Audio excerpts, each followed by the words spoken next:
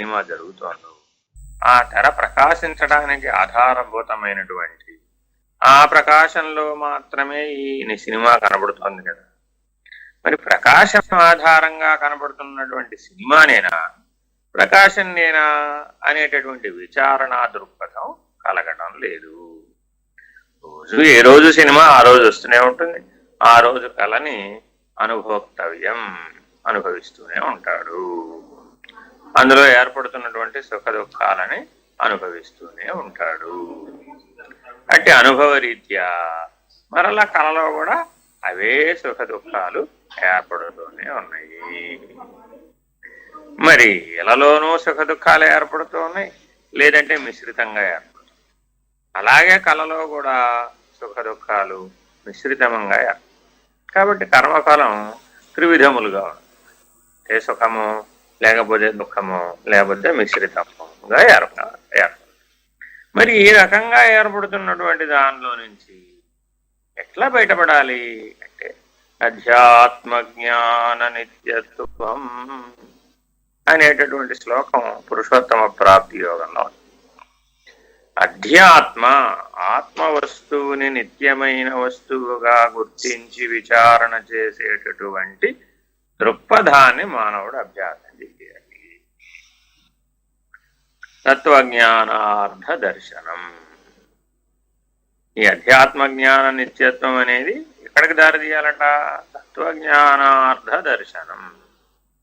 తత్ త్వం అనేటటువంటి పద్ధతిగా త్వం తాను ఎలా ఉన్నాడు, తాను ఏ స్థితిలో ఉన్నాడు, తాను ఏ నిర్ణయంతో ఉన్నాడు, తాను ఏ లక్షణంతో ఉన్నాడు, తాను ఏం సాధించాలి, ఆ సాధించవలసినటువంటి లక్ష్యానికి సంబంధించిన లక్షణాలు ఏమిటి, ఆ లక్షణాలను తాను పొందడం ఎట్లా, దీనికి అడ్డంగా ఉన్నటువంటివి ఏమిటి అంటే ప్రవృత్తి నివృత్తి, వాసనా నివృత్తి, నిర్వాసనా స్థితి, మరి వాసనాక్షయం అంటారు. మరి ఆ రకమైనటువంటి వృత్తులన్నీ, వృత్తి ప్రళయం, దశవిధ ప్రళయాలు ఉన్నాయి. మరి ఈ 8 శరీరాలలోనూ దశవిధ ప్రళయాలు జరుగుతూ ఉన్నాయి. ఆ దశవిధ ప్రళయాలు వృత్తి ప్రళయం, నిత్య ప్రళయం, శరీర ప్రళయం, బ్రహ్మ ప్రళయం, విష్ణు ప్రళయం, రుద్ర ప్రళయం, మహేశ్వర ప్రళయం, సదాశివ ప్రళయం, విరాట్ పురుష ప్రళయం, ఈ రకంగా దశవిధ ప్రళయాలు జరుగుతూ ఉన్నాయి. అవి పుడుతూ ఉన్నాయి, కొంతకాలం ఉంటూ ఉన్నాయి, మరలా కొంతకాలం తర్వాత లేకుండా ఉన్నాయి. ఈ రకంగా మరి 10 జరుగుతూ ఉన్నాయి కదా ఆయా వ్యవహార స్థితులలో. మరి వాటి యందు ఉన్నాడు, పోషించబడుతూ ఉన్నాడు, మరల లయించబడుతూ ఉన్నాడు. కాబట్టి జీవుడు అనేవాడు నిత్య ప్రళయాన్ని అనుభవిస్తున్నాడు. జాగ్రత్తావస్థలో ఉన్నట్లుగా తోస్తున్నాడు, స్వప్నావస్థలో ఉన్నట్లుగా తోస్తున్నాడు, సుషుప్తి అవస్థలో అడ్రస్ లేకుండా పోయినట్టు తోస్తున్నాడు. మరలా జాగ్రత్త అవస్థకి తిరిగి వచ్చేటప్పటికి నేనున్నాను అంటున్నాడు. మరి ఏ నేను ఉంటున్నాడు అన్న ప్రశ్నని వేసుకోవాల్సినటువంటి అవసరం ఉంది. ఈ రకంగా శరీర తాదాత్మ్యత చేత, వ్యవహార తాదాత్మ్యత చేత, వ్యావసాయిక తాదాత్మ్యత చేత, వృత్తి తాదాత్మ్యత చేత, ఈ తాదాత్మ్యత అనుబంధం చేత, సంగత్వ దోషం చేత, త్రిగుణాత్మకమైనటువంటి ప్రకృతి మాలిన్యం యొక్క దోషాన్ని ఒప్పుకొనటం చేత, ఇన్ని రకాలైనటువంటి అంశాలని తానే అనుకోవడం చేత అఖండముగానున్నటువంటి తన స్వరూపమునందు ఘటము, మఠము, పటము అనేటటువంటి భేదములు తోస్తున్నాయి. కారణం ఏమిటి? స్థూల, సూక్ష్మ, కారణ, మహాకారణ దేహాదులు తోస్తున్నాయి. అంటే దాని అర్థం ఏమిటి? ఉన్న ఆకాశం ఒకటే, కానీ ఓ కొండ వచ్చింది, ఆ కొండలో మళ్ళా ఆకాశం వేరే అనేటటువంటి భ్రాంతి కలిగి, చిన్న కొండ, పెద్ద కొండ, ఇంకా పెద్ద కొండ, ఇంకా పెద్ద కొండ. ఘటం సైజు మారిందంటే, ఘటం సైజు పెరిగినంత మాత్రాన ఆకాశంలో భేదం వచ్చిందా అనే సత్యాన్ని మనం గుర్తించాలి. అంటే ఉదాహరణ చెప్తా. ఇప్పుడే పుట్టిన పిల్లవాడు ఉన్నాడు, 90 ఏళ్ళు వృద్ధుడు ఉన్నాడు. ఇప్పుడే పుట్టిన పిల్లవాడిలోనూ అవే సప్తధాతువులే ఉన్నాయి. 90 ఏళ్ల వృద్ధుడిలోనూ అవే సప్తధాతువులే ఉన్నాయి. స్థూలంగా ఏ మార్పు లేదు. కొన్ని సూక్ష్మంగా ఉందందామా, అవే మనోబుద్ధి ప్రాణములు. ఆ ప్రాణమనోబుద్ధులు ఏవైతే ఉన్నాయో ఇప్పుడు జన్మించిన శిశువులు 90 ఏళ్ల వృద్ధుడిలో కూడా ఆ ప్రాణమనోబుద్ధులే ఉన్నాయి. మరి ఇంకా పోనీ కారణస్థితిలో తేడా ఉందందామా, ఇప్పుడు పుట్టిన పిల్లవాడు నిద్రావస్థలో ఎలా ఉన్నాడో 90 ఏళ్ల వృద్ధుడు కూడా నిద్రావస్థలో అలాగే ఉన్నాడు. మరి ఏమిటి మారింది అంటే జ్ఞానాజ్ఞానముల యొక్క పరిణామమే మారుతున్నది, ఇంకేం మారటం లేదు. ఇప్పుడు పుట్టిన పిల్లవాడు 90 ఏళ్లవాడు వృద్ధుడు ఒకడే అని తీర్మానం చేశావనుకో, అప్పుడేమైంది? కొండను బట్టి తీర్మానం చేసినట్టు అయింది. ఈ కొండలో ఉన్న ఆకాశం ఆ కొండలో ఉన్న ఆకాశం అంతా ఒకటే కదా, కాబట్టి ఈ కొండ ఆ కొండ ఒకటే. 90 ఏళ్ల వృద్ధుడు ఇప్పుడే పుట్టిన పిల్లవాడు ఇద్దరు ఒకటే అని చెప్పవచ్చునా అంటే ఆత్మదృష్ట్యా ఒకటే గాని అనాత్మ దృష్ట్యా అనేకంగా ఉన్నారు. ఎప్పటికప్పుడు శరీర ఆభాస కలుగుతూ ఉన్నది. ఎప్పటికప్పుడు నిజానికి అఖండమైనటువంటి ఆత్మస్వరూపంలో ఏ భేదము లేకపోయినప్పటికీ భేదములను ఆపాదించుకొని చూచుట అనే అభ్యాస బలం వలన అనేక రకములైనటువంటి అంతరములు ఏర్పడిపోయినాయి. కాబట్టి ప్రతి ఒక్క మానవుడు కూడా ఇతర మానవులతో ఎలా ఉన్నాడు? నువ్వు నేను ఒకటేనా, విడువాడు ఒకటేనా, అది ఇది ఒకటేనా అనేటటువంటి పదాలు మాట్లాడుతూ ఉంటాం. అంటే అప్పుడు ఏమైంది అంటే మనం చిన్నప్పటి నుంచి జనన కాలం నుంచి మరణకాలం వరకు భేద దృష్టిని పెంచి పోషిస్తూ ఉన్నాము.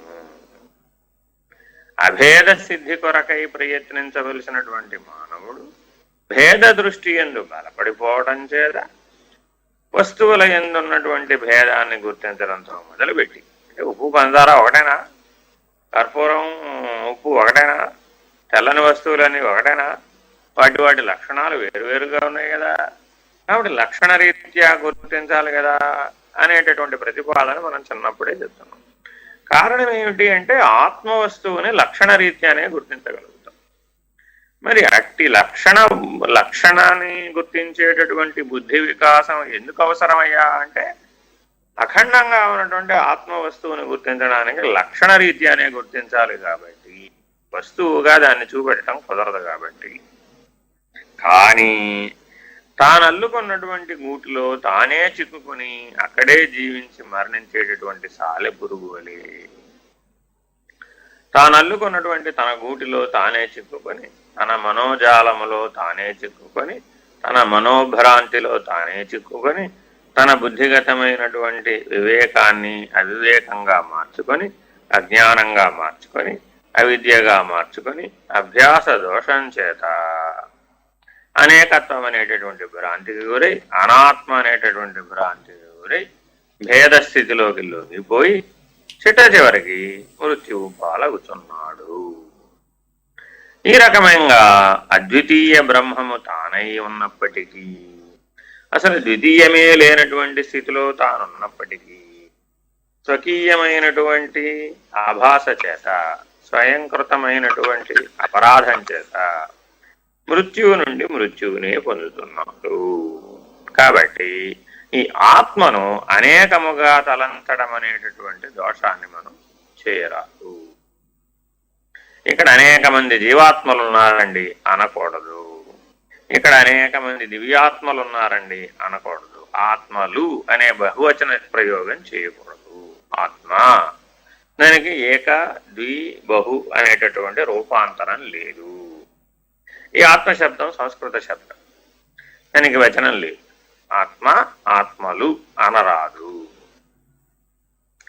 కాబట్టి అఖండముగానున్నటువంటి ఆత్మస్వరూపాన్ని ఆ లక్షణ రీత్యా ఏక పద్ధతిగా, ఏకత్వం అనేటటువంటి ఏకైక లక్షణ రీత్యా అందరూ మానవులే. అందరూ మానవులే అన్న దాంట్లో కూడా ఒక దోషం ఉంది. మానవులు అనే బహువచన శబ్దంతో అంతా మానవత్వాన్ని కలిగి ఉన్నారు. మానవత్వం కలిగి ఉన్న వారందరూ మానవులే. కాబట్టి అలా లక్షణ రీత్యా నిర్ణయం చేసేటటువంటి ఎదుగుదలని మానవుడు సాధించాలి, ముఖ్యంగా సాధకులు సాధించాలి. నీ చుట్టుపక్కల ఉన్నటువంటి నీ సంసారంలో నీవు గుర్తించేటటువంటి మనుషులు కానీ, నిన్ను గుర్తించే మనుషులు కానీ ఎవరైతే ఉన్నారో వాళ్ళంతా ఎవరు? నీ ఇంట్లో ఉన్న వస్తువులు కానీ, నువ్వు ప్రపంచంలో గుర్తుపట్టేటటువంటి వస్తువులు కానీ, ఇదంతా కూడా ఇదం. ఇదం అంటే నేను కాదు. ఇదం అనేటటువంటిది అంతా కూడా నేను కాదు. మరి నేనెవరిని? ఆ ఇదం కొన్నటువంటి లక్షణాలకు వ్యతిరేకంగా ఏ సాక్షిత్వం అయితే ఉన్నదో అంటే అర్థం ఏమిటి? ఇప్పుడు ఒక వస్తువును చూస్తూ ఉన్నావు, చూస్తూ ఉంటే ఆ వస్తువు నువ్వు అవుతావా? ఆ ఘటము నువ్వు అవుతావా? ఒక కుండలో నీళ్లు పెట్టావయ్యా, కుండలో నీళ్లు చల్లగా ఉంటాయ్యా, అది దాని లక్షణం. కుండ నువ్వా, నీళ్లు నువ్వా, చల్లదనం నువ్వా అంటే ఈ మూడు నేను కాదు.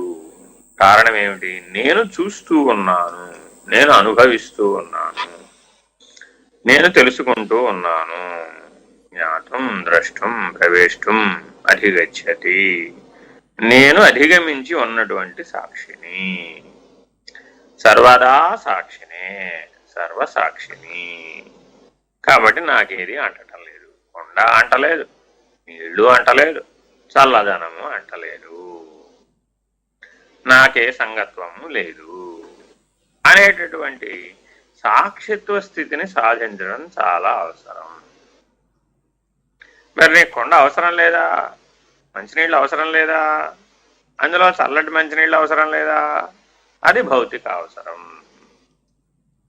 ఆత్మ అభౌతికం, ఆత్మ సూక్ష్మం. ఎన్ని అవసరాలు ఉన్నప్పటికీ అవసరాల మేరకు పనిచేసేటటువంటి వాడు అనిత్య వస్తువుల యందు రమించకుండా, కలిసిపోకుండా, తాదాత్మ్యత లేకుండా, సంగత్వ దోషం లేకుండా తాను తానుగా ఉండి, తానైనటువంటి స్థితిలో నిలచి ఉండి, బట్టబయలే బ్రహ్మము అనేటటువంటి జన్మరాహిత్య లక్షణానికి ఆశ్రయంగా ఉండేటటువంటి తత్వజ్ఞాన లక్షణం దృష్ట్యానే వ్యావహారిక లక్షణాలను చూస్తాడు. ఈ రకంగా వ్యావహారిక దృష్టి అనేటటువంటిది సామాన్యం అయిపోయింది, అప్రధానం అయిపోయింది. అనిత్య వస్తుపలబ్ధి చేత ప్రేరేపించబడటం లేదు. పుట్టిన దగ్గర నుంచి పోయే లోపల అనేక వస్తువుల యొక్క ఉపలబ్ధి జరుగుతూ ఉంటుంది. పుట్టినప్పుడు ఏ ఒక్కడు కూడా వస్త్రం కప్పుకొని రాలే. మొట్టమొదటిది వస్త్రం కప్పడంతోనే మొదలవుతుంది వస్తువు ఉపలబ్ధి. ఆయన జన్మించడానికి ఆధారమైనటువంటి దాన్ని ఆశ్రయించినటువంటి బొడ్డు తాడు కొయ్యడానికి బ్లేడ్ కావాలి. వస్తువు ఉపలబ్ధి దాంతోనే ముడిపడింది. మరి అది అట్లా ఇవన్నీ నీ అవసరాలే అయి ఉన్నప్పటికీ ఇవేవి నువ్వు కాదు. నీ యొక్క వాస్తవికమైనటువంటి ఉనికి నీదది కాదు. నీవు అఖండమైనటువంటి ఆత్మస్వరూపుడవు. నీవు ప్రత్యేగాత్మ విశ్వతైజస ప్రాంగ్య రూపముగా ఉన్నట్లుగా తోచుచున్నప్పటికీ, లేదా సమిష్టిగా ఉన్నటువంటి స్థూల సూక్ష్మ కారణ దేహములైనటువంటి విరాట్ హిరణ్య గర్భ వ్యాకృత పరమాత్మలనేటటువంటి దేహములు గాని, సాక్షులు గాని ఇవేవియో నీవు కాదు. వీటన్నింటికి అతీతమైనటువంటి అఖండముగానున్నటువంటి పరమాత్మవు, పరబ్రహ్మవు. ఆ పరబ్రహ్మము కూడా బట్టబయలందు లేనిదే అనేటటువంటి చిట్ట చివరి నిర్ణయాన్ని పొందటానికి, జన్మరాహిత్యాన్ని పొందటానికి, అమృతత్వాన్ని పొందటానికి మాత్రమే నేను ఈ మానవోపాధిలోకి వచ్చాను అనేటటువంటి స్పష్టమైనటువంటి లక్ష్యాన్ని, లక్షణాన్ని ఆశ్రయించి మనం ప్రయాణం చేయాలి. అందుకని ఏమన్నారు? జహల్లక్షణం, అజహల్లక్షణం, జహద జహల్లక్షణము అనే లక్షణత్రయాన్ని సాధకులకు నిర్దేశించారు. ఎవరైతే శోణోధావతి అనేది సూత్రం అన్నమాట. జహల్లక్షణం అంటే ఏమిటి అంటే ఎర్ర రంగు ప్రవహిస్తోంది అన్నాడు. ఎర్ర రంగు ప్రవహించడం ఏమిటాయి అంటే ఎర్ర రంగు జెండాలు పట్టుకున్నటువంటి వారందరూ కూడా నదిలో ప్రయాణం చేస్తూ ఉంటే నదంతా ఎర్రగా కనబడి ఎర్ర రంగు ప్రవహిస్తోందిగా తోచింది. తోచినటువంటి ఎర్ర రంగు ప్రధానమా, అది ప్రవాహం ప్రధానమా? అలా ప్రవహించే అవకాశం ఉందా? ప్రత్యక్ష, పరోక్ష, అనుమాన, విహిత, అవిహిత, ఇలా ప్రమాణ సహితాలన్నింటినీ విచారణ చేయగా, షట్ప్రమాణ సహితమైనటువంటి విచారణ చేయగా యథార్థం బోధపడింది. కాబట్టి యథార్థం ఏమిటి అంటే, నది ప్రవహిస్తోంది, నదిలో కొంతమంది ప్రయాణికులు ప్రయాణిస్తున్నారు, వాళ్ళు ఎర్ర రంగు జెండాలు పట్టుకున్నారు. దూరం నుంచి చూడగా ఒక భ్రాంతి కలిగింది, ఎర్రని నది ప్రవహిస్తోంది. నది ఎర్రగా ఉండడం ఏమిటి అని ప్రశ్న వేసుకుంటే తప్ప ప్రయోజనం. ఈ రకంగా జహల్లక్షణము, తర్వాత అజహల్లక్షణం, జహల్లక్షణము, జహద జహల్లక్షణం, ఈ రకంగా లక్షణత్రయాన్ని చక్కగా గురు సమ్ముఖంలో విచారణ చేయాలి. అంటే అర్థం ఏమిటి? ఏది ప్రధానం, ఏది అప్రధానం, ఏది మనం పట్టుకోవాలి, ఏది త్యజించాలి. త్యానిత్య, ఆత్మానాత్మ, తదసత్, కార్యకారణ, దృగ్దృశ్య వివేకములనేటటువంటి పద్ధతులుగా దేనిని ఏ వివేక పరిధిలోకి వస్తుందో విచారణ చేసుకొని, ఆ విచారణ ద్వారా ఏది ప్రధానమో దానిని గ్రహించి, ఏది అప్రధానమో దానిని త్యజించాలి. భాగత్యాగ నిర్ణయము అంటారు. ఈ భాగత్యాగ నిర్ణయం లేకపోతే వివేకం అసాధ్యం. అవివేకమే ఉంటుంది ఎప్పటికీ కూడా, అజ్ఞానమే ఉంటుంది ఎప్పటికీ కూడా, అవిద్యే ఉంటుంది ఎప్పటికీ కూడా, బంధమే ఉంటుంది ఎప్పటికీ కూడా. కాబట్టి అవివేకాన్ని, అజ్ఞానాన్ని, అనాత్మని, అవిద్యని, బంధాన్ని, వీటన్నిటిని తొలగించగలిగేటటువంటి ఏకైక వజ్రాయుధం వివేకం, జ్ఞానం. కాబట్టి అట్టి ఆత్మజ్ఞానాన్ని పొందటానికి ఎవరైతే సంసిద్ధుడై ఉన్నాడో, అట్టి ఆత్మోపరతియందు స్థితుడై ఉన్నాడో, అట్టి ఆత్మవస్తువుపలబ్ధిచే మాత్రమే సంతుష్టత చెందేటటువంటి లక్షణం ఎవరికైతే ఉందో, అటువంటి తీవ్ర మోక్షేచ్ఛ కలిగినటువంటి వాడు ఎవడైతే ఉన్నాడో, అటువంటి సత్శిష్యుడు ఎవరైతే ఉన్నారో, అటువంటి ఉత్తమ తరగతికి సంబంధించిన సాధకుడు ఎవడైతే ఉన్నాడో, అతడు ఆభాసయుతమైనటువంటి, ప్రతిబింబ సహితమైనటువంటి అనాత్మ వస్తువుల చేత సంతుష్టత చెందటం లేదు. ఏనుగుపై ఒక మనిషి నిలబడి ఒక రత్నాన్ని గాలిలోకి విసిరితే ఎంత ఎత్తుకు వెళుతుందో అంత ఎత్తు ధనరాశిని నీకిచ్చేదనన్నను. అఖండ మండలాకారముగా వ్యాపించి ఉన్నటువంటి భూమండలాధిపత్యమును నీకిచ్చేదనన్నను. విపీలిగాది బ్రహ్మ పర్యంతము వ్యాప్తమై ఉన్నటువంటి సమస్త జీవతను చతుష్టయాధిపత్యమునిస్తానని అన్నప్పటికీ, సకల చతుర్దశ భువనాధిపత్యమును ఇస్తాననేటటువంటి ఇంద్రాధిపత్యమునిస్తాననేటప్పటికీ, ఎవరైతే అవుననడో, ఎవరైతే వాటిని తృణప్రాయముగా గడ్డిపోతవలే చూస్తాడో, అటువంటి తీవ్ర వైరాగ్యోపరతుడు మాత్రమే, అటువంటి కాంక్షారహితుడు మాత్రమే, అటువంటి మనోవాసనారహితుడు మాత్రమే, అటువంటి వివేకశీలి మాత్రమే ఈ ఆత్మవస్తువును పొందగలుగుతున్నాడు. ఎంత స్పష్టంగా చెప్తున్నాడో చూడండి, ఎన్ని ఉపమానాలను చెప్తున్నాడో చూడండి. ఇన్ని రకాలైనటువంటి అనాత్మ వ్యవహారం అంతా ఉంది. మరి ఇట్టి అనాత్మ వ్యవహారములో నుంచి నిత్యమైనటువంటి, అఖండమైనటువంటి, సర్వవ్యాపకమైనటువంటి, సర్వ విలక్షణమైనటువంటి, సర్వసాక్షి అయినటువంటి ఆత్మవస్తువును మానవుడు తెలుసుకోవాలి. అప్పుడు మాత్రమే దివ్యత్వం సాధ్యమవుతుంది, అప్పుడు మాత్రమే జన్మరాహిత్యం సాధ్యమవుతుంది, అప్పుడు మాత్రమే అమృతత్వం సాధ్యమవుతుంది. మానవుడు ఎప్పటికీ ఈ సత్యాలను గుర్తుపెట్టుకుని జీవిస్తూ ఉండాలి. తన జీవన పర్యంతము, జనన మరణాలతో సహా, మృత్యుకాలంలో సహా సహజమైనటువంటి తన స్వస్వరూప జ్ఞానాన్ని, స్వయం ప్రకాశిత్వాన్ని ఆశ్రయించి ఎవరైతే ఉంటారో వారికి మృత్యువే లేదు. ఎందుకని అంటే వారు ఆ మృత్యువుని దాటినటువంటి వారు, వారు జనన మరణాలను దాటినటువంటి వారు, సశరీరులై ఉన్నటువంటి అశరీరులు, శరీరమునందే ఉన్నటువంటి ముక్త స్థితిలో ఉన్నటువంటి వారు. వారికి శరీరం వలన ఏ రకమైనటువంటి సంగత్వము లేదు, అధ్యాస లేదు. ఈ రకంగా అనాత్మ యొక్క విశేషాలని వివరిస్తూ అట్టి విశేషాలను త్యజించాలని సూచిస్తూ అష్టవిధ శరీరాలలో సాక్షిగా ఉండాలనేటటువంటి బోధని మనకి అందిస్తూ ఉన్నారు. చదవండమ్మా.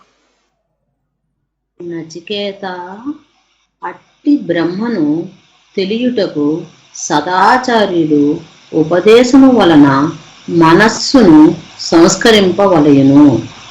యమ నియమాదుల చేత బుద్ధిని శుద్ధమొనర్చవలయును. అట్టి శుద్ధ బుద్ధి చేతనే ఏకరసమైన ఈ బ్రహ్మము తెలియదగినది, అన్య మార్గము లేదు. బ్రహ్మమొక్కటే వాస్తవమనియు దానికి వ్యతిరేకముగా ఏదియూ లేదని దృఢ నిశ్చయము చేయవలెను. అట్టి నిశ్చయము వలన అవిద్య నశించును. బ్రహ్మము ఏకమును నిశ్చయము లేని వారికి అవిద్య నానాత్వ బుద్ధిని కలిగించును. నానాత్వ బుద్ధి కలవారు మాటి మాటికి జనన మరణములను పొందుచున్నారు. మరలా స్పష్టముగా నిర్వచిస్తున్నారన్నమాట. ఏకరసమైనటువంటి శుద్ధ బుద్ధి, శుద్ధ బుద్ధి చేతనే ఏకరసమైనటువంటి ఈ బ్రహ్మము తెలియదగినది, అన్య మార్గము లేదు. అర్థమైందండి? అంటే వేరే ప్రపంచంలో నువ్వు ఎన్ని మార్గాలలో వెతికినప్పటికీ, ఎన్ని శోధనా మార్గములు ప్రయత్నం చేసినప్పటికీ అవన్నీ నేను ఎక్కడికి తీసుకొచ్చి వదిలేస్తాయి అంటే శుద్ధ బుద్ధి దగ్గరికి తీసుకొచ్చి వదిలేస్తాయి. ఆ శుద్ధ బుద్ధి చేత నువ్వు పొందదగినటువంటి ఏకైక వస్తువు బ్రహ్మ, ఏకైక వస్తువు ఆత్మ.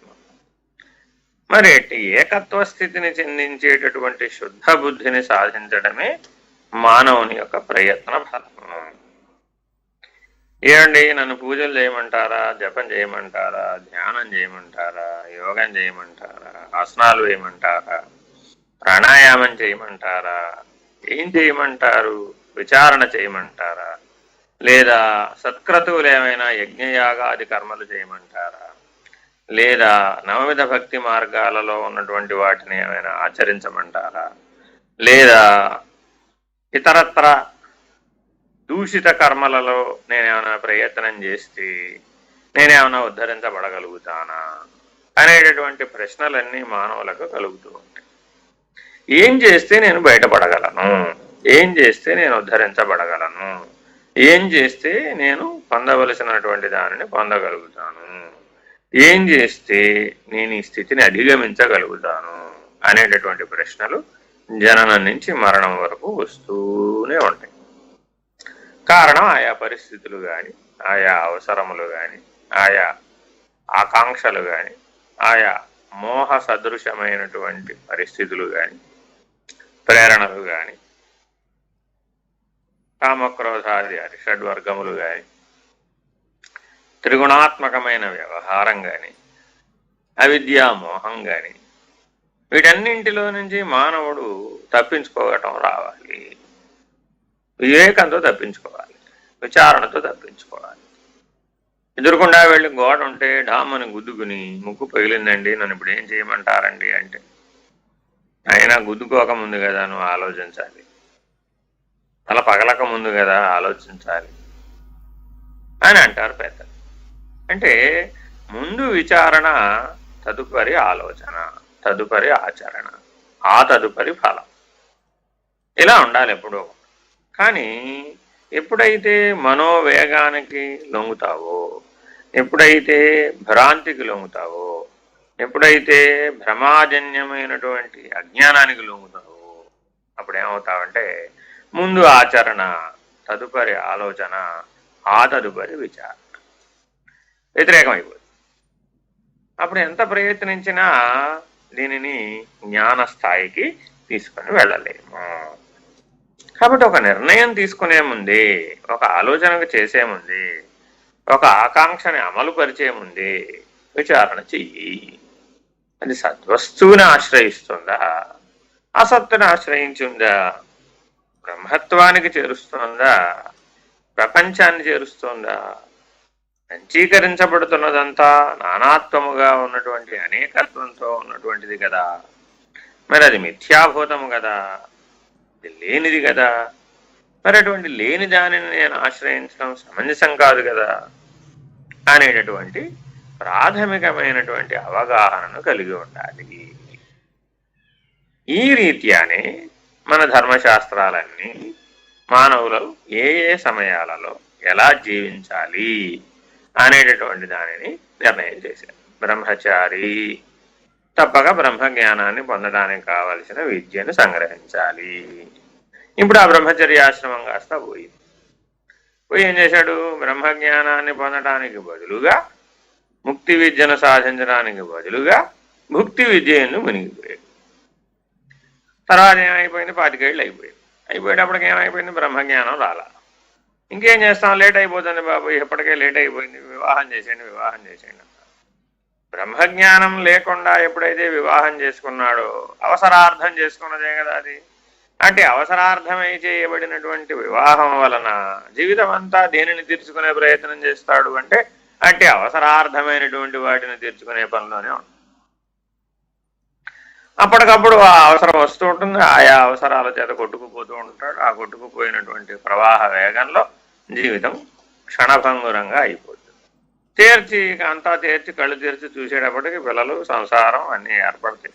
ఆహా ఇల్లు ఏర్పరచుకున్నాను, ఆహా భార్యను ఏర్పరచుకున్నాను, ఆహా పిల్లల్ని ఏర్పరచుకున్నాను, వాళ్ళు పెరిగి పెద్దవాళ్ళు అవుతున్నారు, ఆహా ఇల్లు బాగుంది, ఆహా పిల్లలు బాగున్నారు, ఆహా భార్య బాగుంది, ఆహా సంసారం బాగుంది, ఆహా నేను వీళ్ళందరూ బాగున్నారు కాబట్టి నేను కూడా బాగున్నాను అనేటటువంటి సాపేక్ష పద్ధతిగా వస్తూపలబ్ధి చేత నేను ఎంత బంగారం కొన్నాను, నేను ఇన్ని వస్తువులు కొన్నాను, నేను ఎంత విలువైన వస్తువులు కొన్నాను, నేనంత విలువైన వస్తువులు కొన్నాను, నేనెంత విలువైనటువంటి వాటిని దాచుకున్నాను, నేనంత విలువైనటువంటి వాటిని వ్యయం చేశాను, నేనన్ని దేశాలు తిరిగాను, నేను ఇంత గొప్ప కులంలో పుట్టాను, నేను ఇంత గొప్ప క్షేత్రంలో పుట్టాను, నేనింత వంశ వారసత్వాన్ని కలిగి ఉన్నాను, నేనింత కులగోత్రాలను కలిగి ఉన్నాను, నేనింత ఉత్తమమైన మతంలో పుట్టాను, లేదా ఉత్తమమైన ధర్మంలో పుట్టాను, లేదా ఉత్తమమైనటువంటి అపేక్షలో పుట్టాను, లేదా విలువైన రత్నాది ఆభరణాలను సంగ్రహించాను. ఈ రకంగా తనను తాను ఉగ్గడింపజేసుకునేటటువంటి అనాత్మ వస్తువుపలబ్ధిని ఆశ్రయించి తన గురించి తాను చెప్తూ ఉంటాడు. నాయనా, నీ జీవితంలో నువ్వేం సాధించావు నాయనా అని అడిగే ప్రశ్న 40 ఏళ్ళు దాటిన దగ్గర నుంచి వస్తుంది. 40 ఏళ్ళు దాటిన దగ్గర నుంచి గృహస్థాశ్రమం మీద ప్రశ్నలు కలుగుతూ ఉంటాయి. ప్రశ్నలు వస్తే వెనక్కి తిరిగి చూస్తే ఇవే కనబడుతూ ఉంటాయి. ఘట శరావాదులు అంటే మా ఇంట్లో 1000 గిన్నెలు ఉన్నాయండి, మా ఇంట్లో 10 సోఫాలు ఉన్నాయండి, మా ఇంట్లో 10 అంతస్తులు ఉన్నాయండి, మా ఇంట్లో 10 కిలోల బంగారం ఉందండి, మాకు ఒక 10 మంది కుటుంబ సభ్యులు ఉన్నారండి.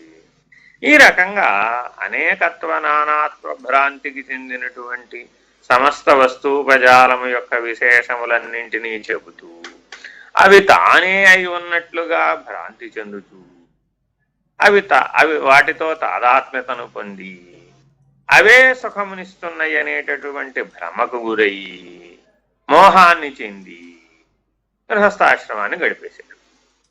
గడపగా గడపగా గడపగా గడపగా ఏమైంది అంటే వ్యామోహం క్షీణించిపోయింది, ఇంద్రియాలు అశక్తమైపోయినాయి, వృద్ధాప్యం వచ్చేసి ఇప్పుడు ఈశ్వర ఈశ్వర ఈశ్వర అంటూ ఉంటాడు. ఎందుకని? అశక్తత చేత. కాళ్ళు సహకరించడం లేదు నాయన నడవాలంటే, నీ దేవాలయానికి రావాలంటే. కాబట్టి ఇక్కడి నుంచే ఓ నమస్కారం. నీ నామస్మరణ చేయాలి అంటే బుద్ధి నిలకడగా ఉండటం లేదు నాయన, కాబట్టి తోచినప్పుడు చేస్తా ఈశ్వరా నీకో నమస్కారం. కాబట్టి ఈ వృద్ధాప్యంలో ఈ రకమైనటువంటి అవస్థలనన్నింటినీ ఏకరువు పెట్టుకుంటూ ఉంటాడు. ఇంకేం ఉంటాడు, ఇంకా ఎప్పటికయ్యా నన్ను తీసుకుపోయేది నువ్వు అని అడుగుతూ ఉంటాడు.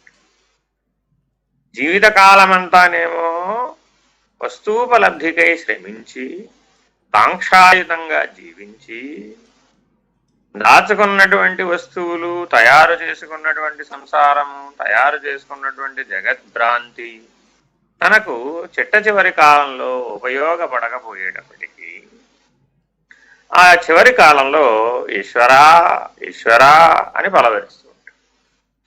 మరి ఈ జీవన ప్రయాణం అంతా ఆజీవన పర్యంతము తాను చేసినటువంటి జీవన కర్మ సహితమైనటువంటి విశేషములన్నీ ఆయనను వెంటనే విడిచిపెడతాయా? మరి విడవవు కదా. ఆయా కర్మభ్రాంతి మమకార రూపంలో, అహంకార రూపంలో, అభిమాన రూపంలో, అజ్ఞాన రూపంలో, అవిద్యా రూపంలో, మోహ రూపంలో సూక్ష్మ శరీరాన్ని ఆశ్రయించి ఉంటాయి. ఇవన్నీ కలిపితే రజోగుణ తమోగుణ సంరంభంతో కలిగినటువంటి సూక్ష్మ శరీరం.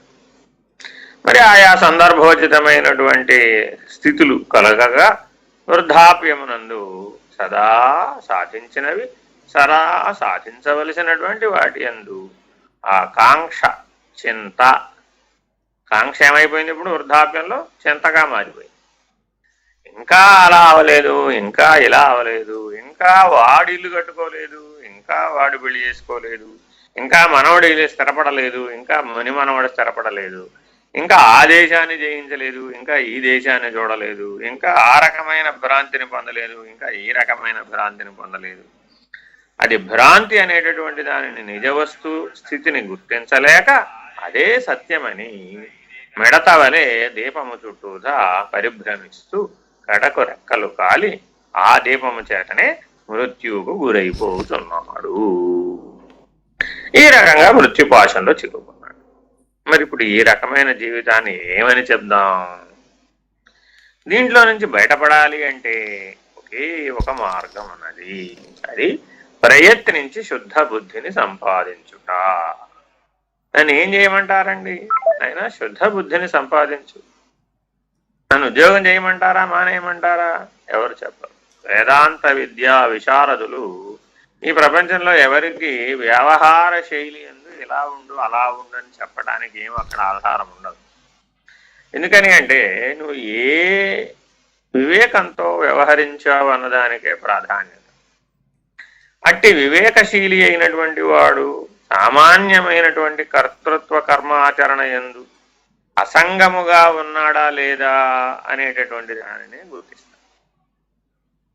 అట్టి అసంగత్వ లక్షణం గనక నువ్వు గనక నిలబెట్టుకోకపోయినట్లయితే, అట్టి సాక్షిత్వ లక్షణాన్ని గనక నువ్వు నిలబెట్టుకోకపోయినట్లయితే, సదా పుస్తకాల పురుగలే పుస్తకాలు చదివినప్పటికీ, సదా శాస్త్రములను అభ్యసించినప్పటికీ, సదా నీవు వ్యాపార సహితుడవే అవుతున్నావు గాని నిర్వృత మానసాన్ని పొందిన వాడి అవటం లేదు.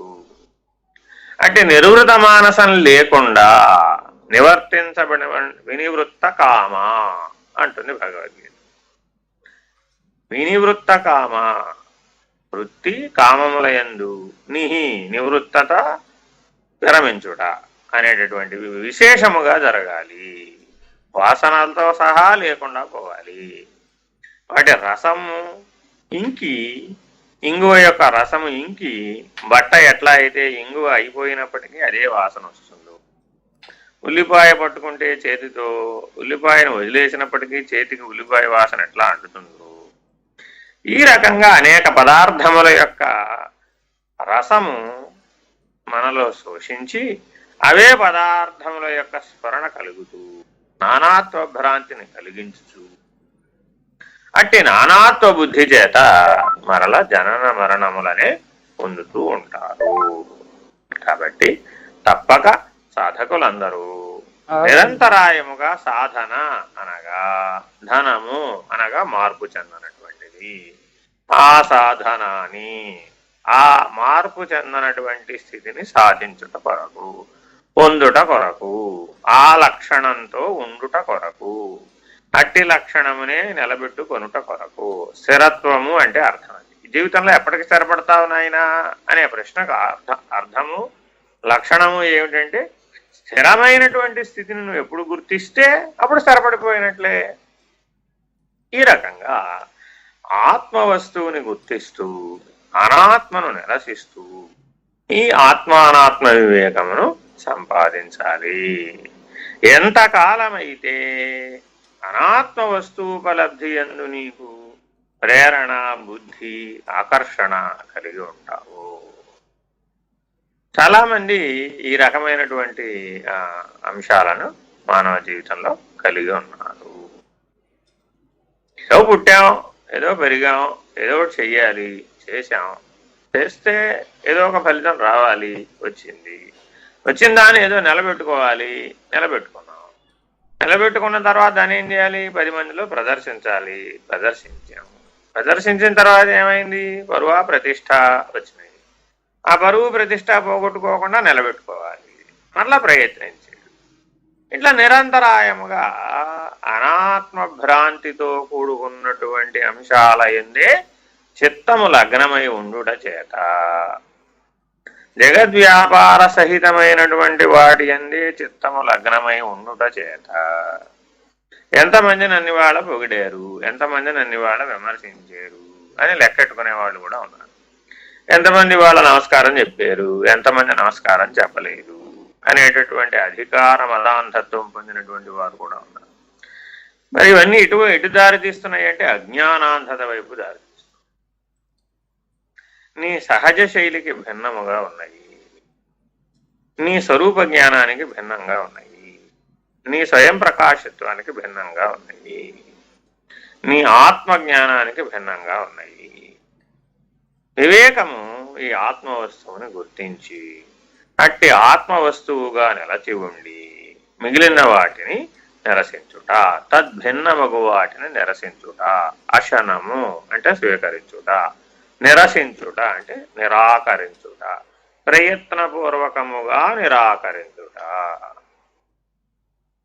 ప్రయత్నపూర్వకముగా త్యజించుట, అదే సాధన. కాబట్టి నా జీవితంలో నేను ఎలా ఉంటున్నాను, ఈ శాస్త్రములు, సద్గురువులు బోధించినటువంటి రీతిగా, జ్ఞాన పద్ధతిగా, ఆత్మవిచారణ పద్ధతిగా ఉండగలుగుతున్నానా లేదా? మిగిలిన సాధనోపాయములు ఆజన్మార్జితమై ఉన్నటువంటి అనేక సాత్విక, రాజసిక, తామసిక వ్యవహారశీలములయందు ఘనిష్టమైనటువంటి వాసనాబల సంస్కార విశేషములను రద్దుపరుచుకోవడానికి, సూక్ష్మ శరీరాన్ని శుద్ధి చేయడానికి, శుద్ధ బుద్ధిని సాధించటంలో సహకారి కారణములుగా సాధనములో ఉపయోగపడతాయి. కానీ ఆత్మవిచారణ అనే కట్టకడపటి సాధన ప్రథమం నుంచి చెయ్యాలి. మొదటి నుంచి చివరి దాకా చేయవలసింది ఆత్మవిచారణ. అట్టి ఆత్మవిచారణ యందు రతుడైనటువంటి వాడు, మునిగి ఉన్నటువంటి వాడు, ఆత్మోపలబ్ధియే తనకు జీవిత లక్ష్యంగా భావించేటటువంటి వాడికి మాత్రమే ఏ సాధనైనా సహకరిస్తుంది, ఏ వ్యవహారమైనా సహకరిస్తుంది, ఏ అవ్యవహారమైనా సహకరిస్తుంది. అది అది అని చెప్పడానికి వీలు లేదు. జనన మరణాలతో సహా అట్టి ఆత్మయందు అంశీభూతములైపోయినాయి, అట్టి సర్వవ్యాపక స్థితి యందు సమావిష్టమైపోయినాయి. అటువంటి స్థితిని మానవుడు సాధించాలి అని యమధర్మరాజు గారు బోధిస్తూ ఉన్నారు. చదవమ్మా. నచికేత, ఆ పరమాత్మ అందరి శరీరముల మధ్య భాగముందు ఉంటున్నాడు, అంగుష్ఠమాత్ర హృదయాకాశమున ఉంటున్నాడు, అంతటా నిండి ఉండుట చేత పురుషుడని చెప్పబడుతున్నాడు. ఈ పురుషుడే కాలత్రయమునకు నియామకుడు. ఈ విధముగా తెలిసిన వారు అట్టి పురుషుని నుండి తనకు భయము కలుగునని తలంపడు, వాని నుండి రక్షణను కోరడు. మానవులందరూ సాధారణంగా ఈశ్వరా పాహి మాం, నన్ను రక్షించు, నన్ను రక్షించు అని వేడుకుంటాం. పాహి మాం పాహి మాం పాహి మాం. నిరంతరాయంగా జీవులందరూ కూడా ఆ ఈశ్వరుని వేడుకునేటటువంటి పద్ధతి ఏమిటంటే మాం పాహి మాం పాహి, పాహి మాం పాహి మాం, నన్ను కాపాడు, నన్ను కాపాడు అని అడుగుతుంది. అంతేగాని నాకు నువ్వే కావాలి, నువ్వే కావాలి, నువ్వే కావాలి, నాకు ఈశ్వరుడు తప్ప ఏం అవసరం లేదు, నాకు బ్రహ్మము తప్ప ఏది అవసరం లేదు, నాకు ఆత్మవస్తువు తప్ప ఏది అవసరం లేదు అని మాత్రం అనడు. నువ్వెప్పుడు వేరే, నేనెప్పుడూ వేరే, నేను అనుభవించే జగత్తు మాత్రం నాకు కావాల్సిందే. ఒకవేళ ఏదైనా ఈ జన్మలో చిట్ట చివరికి ఏదైనా నువ్వు అవకాశం ఇస్తే నువ్వు కూడా కావాలి. అంతేగాని జగత్తు లేకుండా నువ్వు మాత్రం నాకు అవసరం లేదు.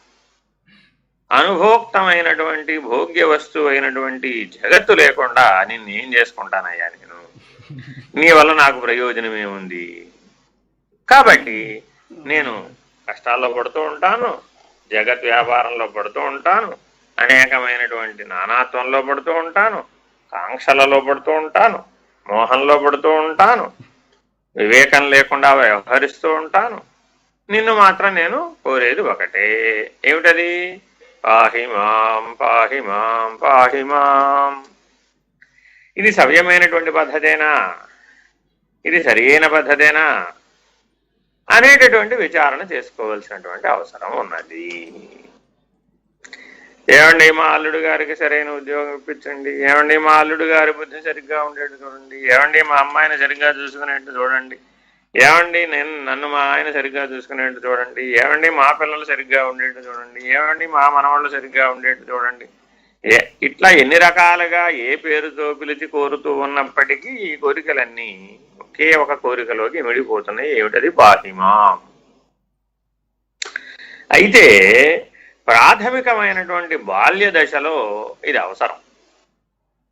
ఎందుకంటే అక్కడ ఉచితానుచితములు తెలియనటువంటి బాల్యావస్థ కాబట్టి బాల్యావస్థ యందు భక్తి అనేటటువంటి పునాది విశ్వాసం ఏర్పడవలసినటువంటి అగత్యం ఉన్నది. కాబట్టి బాల్యమునందే ఈశ్వరానురక్తత ఏర్పడవలసినటువంటి అవసరం ఉంది. కాబట్టి బాల్యావస్థ దాటే వరకు ఈ భక్తిని ఆశ్రయించాలి. పాహిమాం అని వేడుకునేటటువంటి ఆర్తితో వేడుకునేటటువంటి లక్షణాన్ని పొందాలి. నిరంతరాయముగా ఈ ఆర్తిని తహని నిలబెట్టుకోవాలి, భక్తి విశ్వాసాలను నిలబెట్టుకోవాలి. అంటే ఈశ్వరానుగ్రహం కోసం ప్రయత్నించాలి. కానీ చాలా ముఖ్యమైనటువంటిది, కానీ చిత్తశుద్ధి లేకుండా, అంటే ఆత్మవస్తువు యొక్క లక్షణాలను గుర్తించకుండా అంధుడు ఏనుగును నిర్ణయించినట్లుగా నిర్ణయించపూనుకొని ఉంటే అప్పుడు ఎప్పటికీ సమగ్రమైనటువంటి వివేకాన్ని విజ్ఞానాన్ని పొందలేడు. ఎందువల్ల? ఆ పరమాత్మ అందరి శరీర మధ్య భాగములందు ఉన్నాడు. సర్వభూతస్థమాత్మానం హృద్దేశోర్జున తిష్టతి.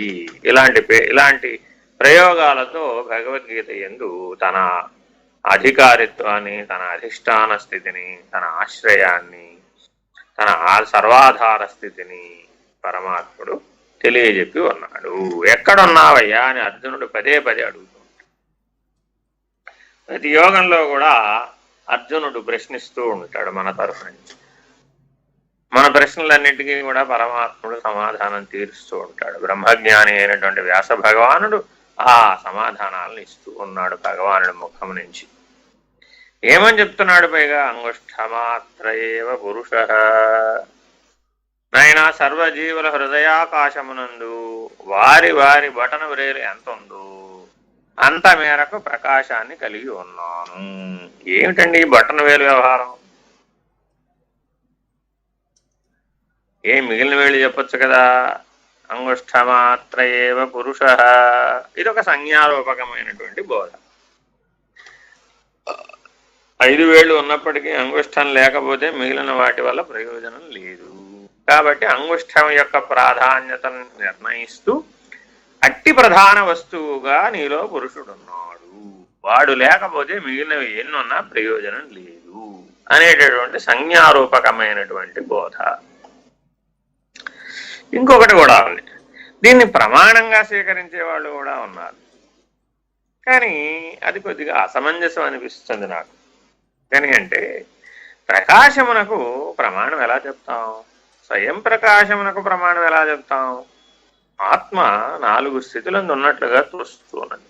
జీవాత్మ, అంతరాత్మ, పరమాత్మ, ఇంకా దేనికి జోడిస్తే ఆ ఆత్మ, పుణ్యాత్మ, పాపాత్మ, వ్యవహారాత్మ, దేనికి జోడిస్తే అది అయిపోతుంది. కాబట్టి నిజానికి పురుషుడు త్రివిధంబులు, క్షర, అక్షర, పురుషోత్తమ. ఏ స్థితిలో ఉన్నా పురుషుడే. పురుషుడు అన్న స్థితికి ఏం భేదం లేదు.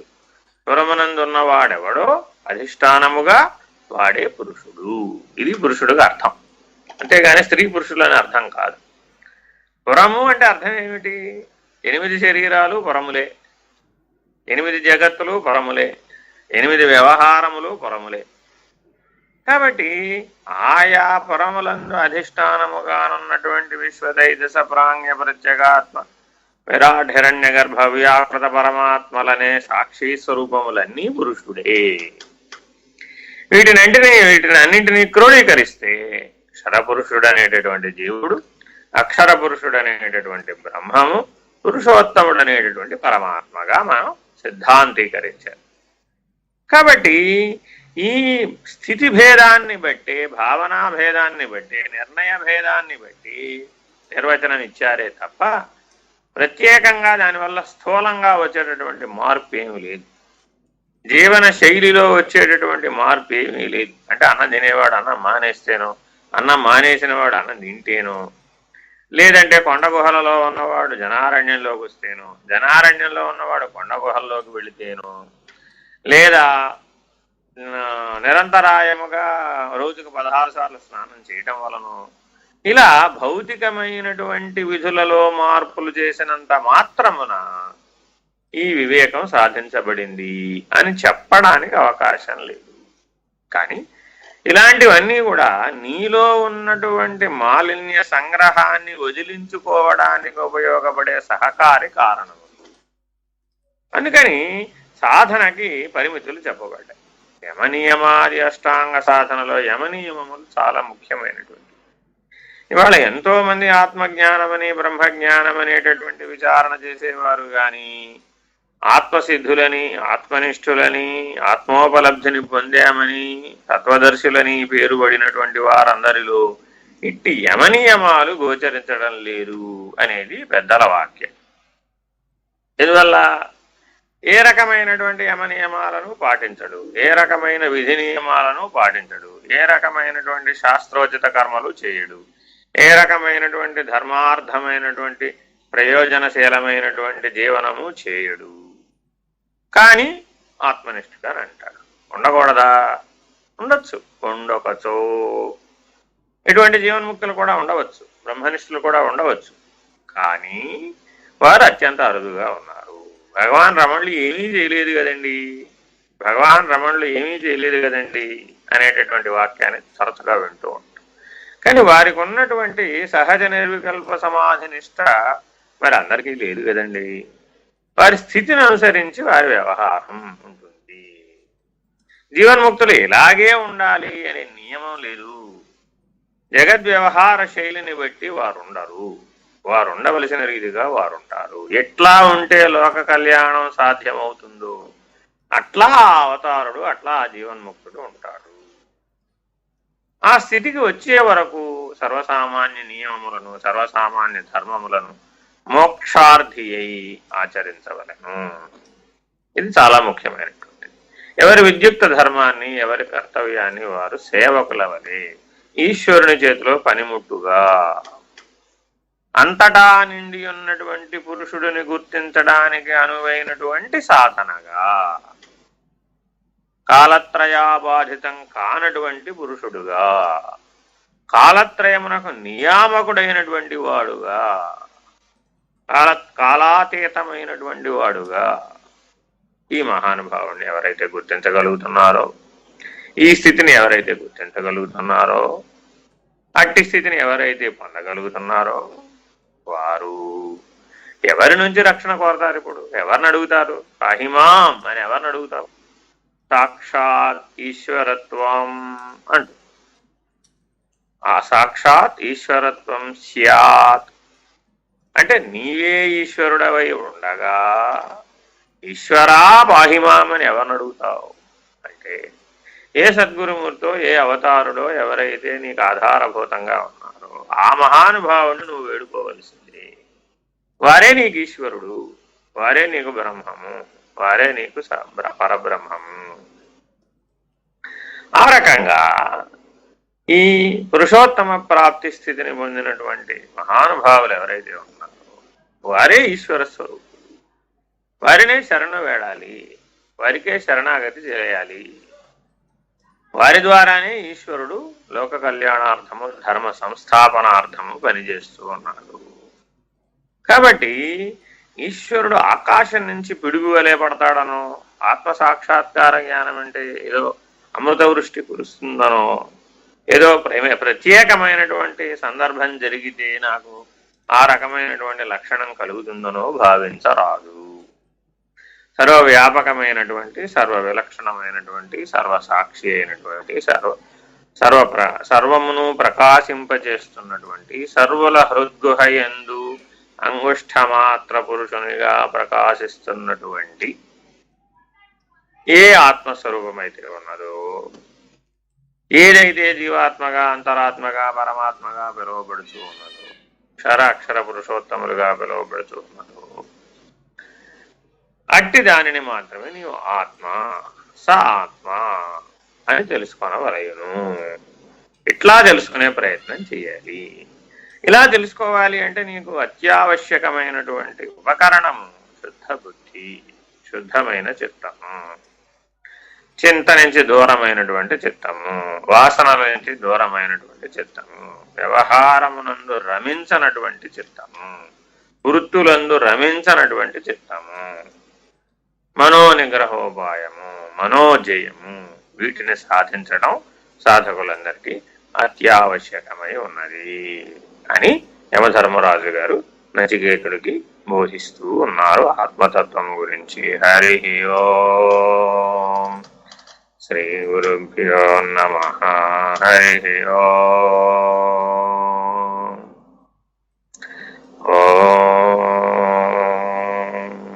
పూర్ణమద పూర్ణమిదం పూర్ణాత్ పూర్ణముదచ్యతే పూర్ణస్య పూర్ణమాదాయ పూర్ణమేవావశిష్యతే. ఓం పూర్ణమద పూర్ణమిదం పూర్ణాత్ పూర్ణముదచ్యతే పూర్ణస్య పూర్ణమాదాయ పూర్ణమేవావశిష్యతే. ఓం పూర్ణమద పూర్ణమిదం పూర్ణాత్ పూర్ణముదచ్యతే పూర్ణస్య పూర్ణమాదాయ పూర్ణమేవావశిష్యతే. ఓం తత్సత్. ఓం సహనావతు సహనౌ భునక్తు సహ వీర్యం కరవావహై తేజస్వి నావధీతమస్తు మా విద్విషావహై. ఓం శాంతి శాంతి శాంతి. హరి ఓం శ్రీ గురుభ్యో నమః. హరి ఓం.